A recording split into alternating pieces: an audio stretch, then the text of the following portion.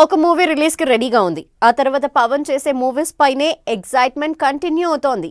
వీరమల్లు 2-3 సినిమాలు కమిట్ అయినట్టు వార్తలు వస్తున్నా సురేందర్ రెడ్డి డైరెక్షన్ లో రాబోయే మూవీపై మాత్రం ఓ రేంజ్ లో ఎక్స్పెక్టేషన్స్ ఉన్నాయి. ఆ మూవీపై కొత్త గాసిప్స్ చక్కర్లు కొడుతున్నాయి. పవర్ స్టార్ ఈ పేరే ఓ వైబ్రేషన్.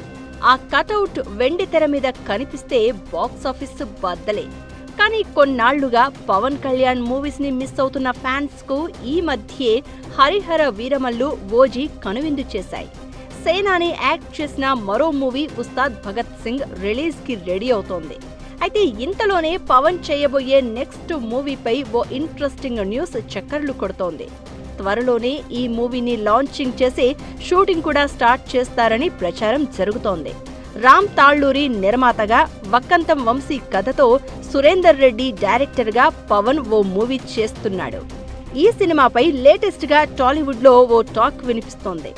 సురేందర్ రెడ్డి డైరెక్షన్ లో పవన్ చేయబోయే ఈ సినిమా రెగ్యులర్ షూటింగ్ మార్చి నుంచి స్టార్ట్ కాబోతోందట.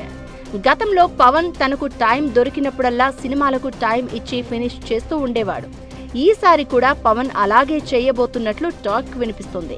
అయితే సినిమాను చాలా త్వరగా ఫినిష్ చేసేలా ప్లాన్ చేస్తున్నారట. ఇది కూడా యాక్షన్ బ్యాక్ డ్రాప్ ఎక్కువగా ఉంటుందని అంటున్నారు. ఇక టైటిల్ కూడా 2 అక్షరాలు మాత్రమే ఉంటుందని టాక్ నడుస్తుంది. పవన్ ఓజీకి 2 అక్షరాలే.